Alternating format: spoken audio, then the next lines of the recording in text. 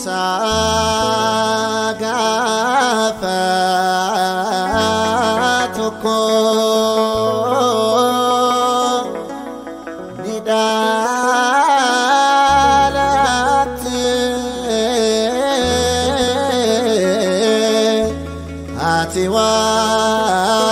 atiwakayo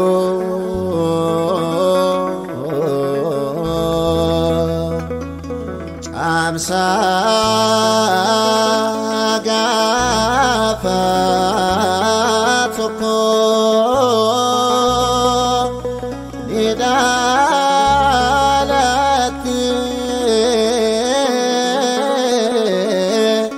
atiwakayo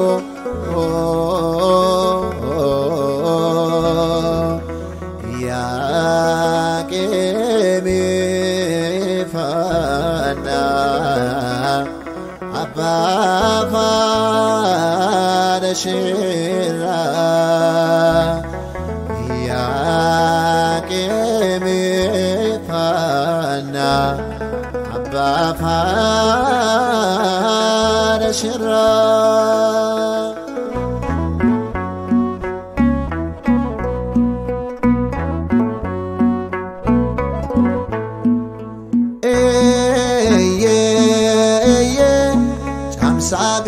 Amsagafatuko innalatti atiwakayo Amsagafatuko innalatti atiwakayo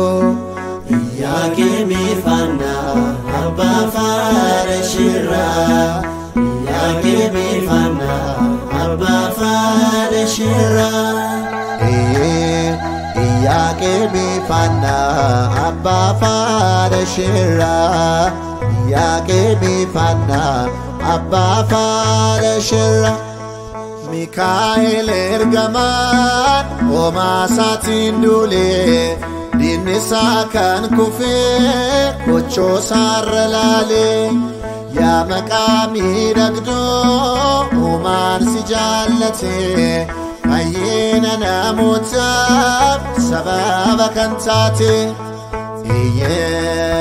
Yakemi Fana Abba Fana Shira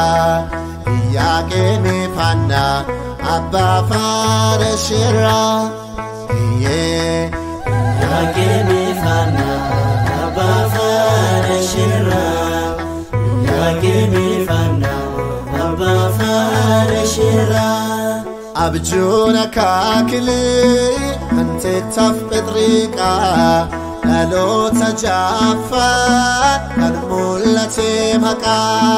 Radib bifamtun Addis kandisi Addisi chakisa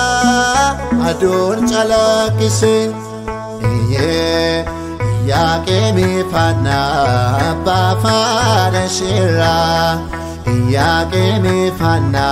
Abba Fana Shira Yakemi Fana Abba Fana Shira Yakemi Fana Abba Fana Shira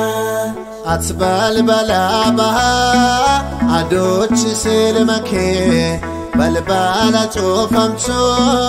Aniski largi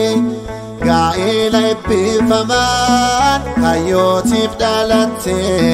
Addunya hundumaf Badasa kennamche Yakemi Fana Abba Fana Shira Yakemi Fana Abba Fana Shira Yakemi Fana Abba Fana Shira Yakemi Fana Abba Fana Shira Ifangu tamira Garri Libanosi Ifti todalate Ada Yesusi Sirra barannirra Galata saflana Waqasinuf kenneb Ililli galchina Yakemi Fana Abba Fana Shira أبا فارشرا Camsa gafa tokko innalatte ati waaqayyo Camsa gafa tokko innalatte ati waaqayyo Iyyaqeemi fanna abba farashira Iyyaqeemi fanna abba farashira Iyyaqeemi fanna abba farashira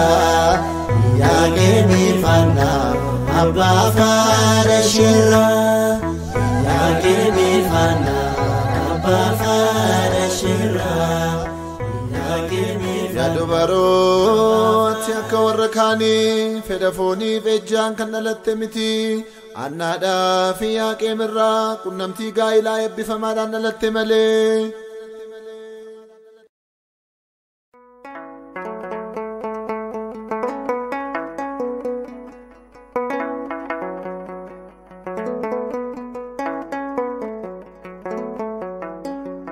Camsa